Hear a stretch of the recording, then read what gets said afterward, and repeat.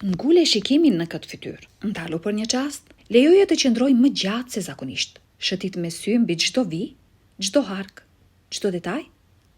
Muzeu i ri në Berlin, xham anti-plumb, ndriçim i matur me saktësi milimetrike. Dhe në qendër të këtij ambienti pothuajse të shenjtë qëndron një nga skulpturat më të famshme në botë. Një bust që është bërë sinonim i bukurisë absolute femrore. Një standard i imponuar mbi gjithë njerëzimin, Nefertiti. Vetë emri i saj tingëllon si një jehon e largët që vjen nga thellësia e kohës, duke përshkuar më shumë se 3000 vjet histori.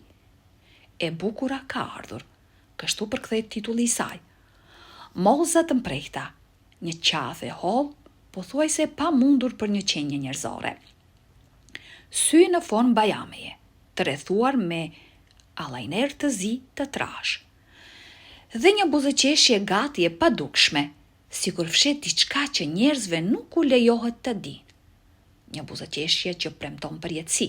Skulptori Tutmos që e krijoi këtë imazh mbi 3000 vjet më parë nuk ishte thjesht një artizan.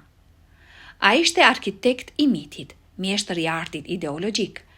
Ai nuk modeloi një grua. Ai ndërtoi një ikonë, një figurë që i bindi brezat se pushteti egjiptian ishte i përsosur, i paprekshëm, pothuajse hynor. Ne shikojmë këtë bustë dhe mbushim imagjinatën me një botë luksi dhe qetësie. Pallate që mbajnë erë lotusi, anije të arta që rrëshqasin binil dhe një pushtet që nuk njeh kufi.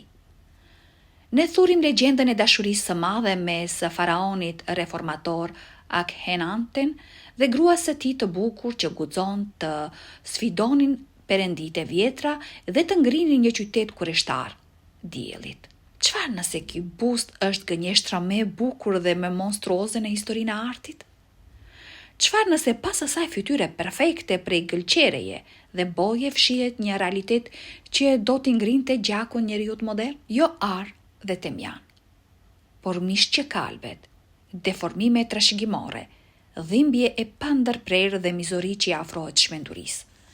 Për shekuj me radhë, rërat e Egjiptit heshtën.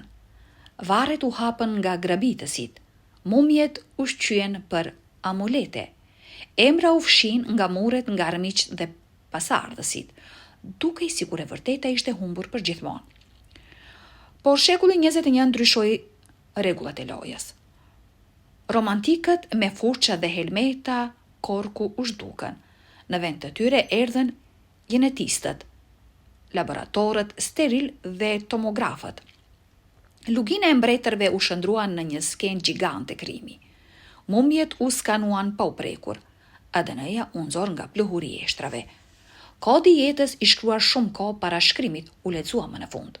Dhe ajo që doli prej qelizave të thata shkatroi mitin deri në themel. Kjo nuk ishte një histori dashurie. Ishte një kronik e kolapsit biologjik. Një familje që në emër të pastërtisë hynore të gjakut e shndroi veten në një makth moral dhe anatomik. Ne hapim dosjen mjekësore të klasifikuar të dinastisë së 18, heqim maskat e arta dhe shohim fytyrat e vërteta të atyre që sunduan botën. Dhe këto fytyra janë të frikshme. Përgatituni. Do të shihni Egjiptin e lashtë siç e kanë parë vetëm patologët. Hetymi nuk fillon në sallën e fronit, por në një vend që i ngjan një strehë kriminalesh. Viti 1898, lugina e mbretërve. Arkeologu francez Victor Loret zbret në varin KV35, vari zyrtar i faraonit luftëtar Amenhotep II. Por ajo që gjen brenda është tronditëse. Vari ishte ripërdorur. Në kohë kaosi, priftërinjtë kishin zhvendosur mumjet mbretërore këtu për t'i shpëtuar grabitjes, dhe në një dhomë anësore mbi dyshemene ftohtë preguri shtriheshin 3 trupa. Pa sarkofag, pa maska varimi, të mbështjell keq me pëlhur të grisur. Një skenë familjare e tmerrshme, një grua e moshuar me flokë gështenje të ruajtur mrekullisht, zonja e moshuar. Pranë saj një djalë rreth 10 vjeç me kaçurelën tradicionale të fëmirisë dhe trupi i tretë, zonja e re. Gjendja e saj tronditi edhe studiuesit më të fortë. Një vrim e hapur aty ku duhej të ishte goja dhe faqja e majt. Nofulla e shkatruar, dhëmb të shtyrë në fyt, një orbit syri e shkatruar, krau i djathtë i thyrë dhe i shkëputur, krahërori shtypur. Kush ishte ajo? Mos ju mohua varimi mbretror? Pse u hodh në një varr të huaj pa emër? Çelësi i dytë i përjetësisë në Egjipt? Dikush shumë i fuqishëm donte që ajo të zhdukej nga historia. Por ADN-ja nuk haron. Në vitin 2010, në bodrumet e muzeut të Kairos, u hap një laborator molekular ultra modern. Zahi Hawass mblodhi një ekip ndërkombëtar gjenetistësh nga Egjipti, Gjermania dhe Italia.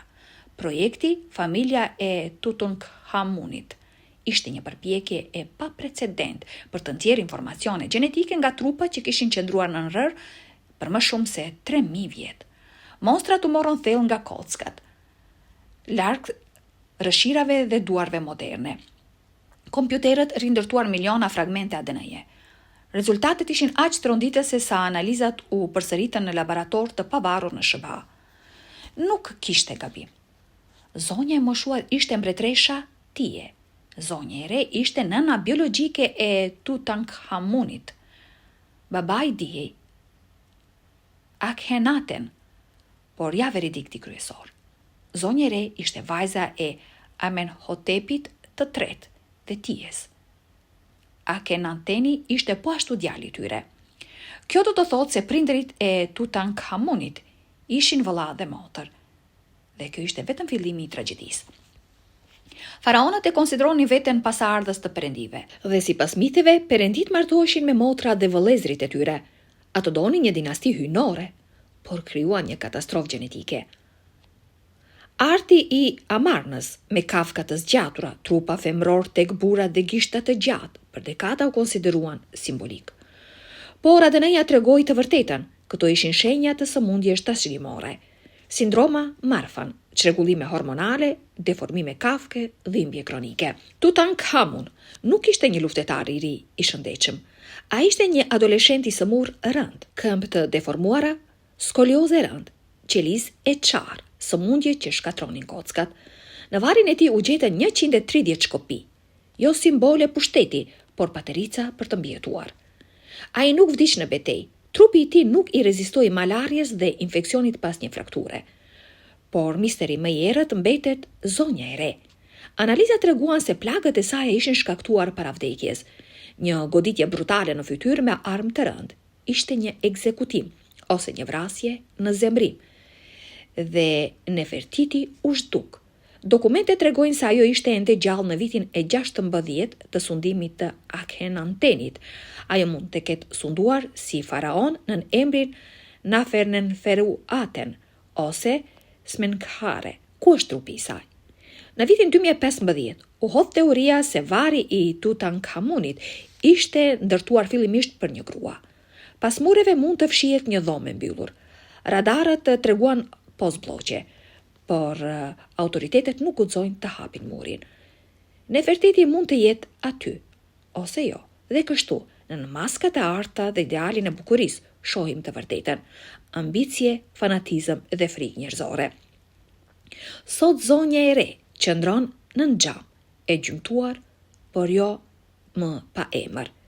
Dhe Nefertiti, ndoshta ende pret pas murit të mbyllur. A duhet të hapim atë mur, duke rrezikuar freskat unike, apo disa sekrete janë thjesht shumë të rënda për të zbuluar?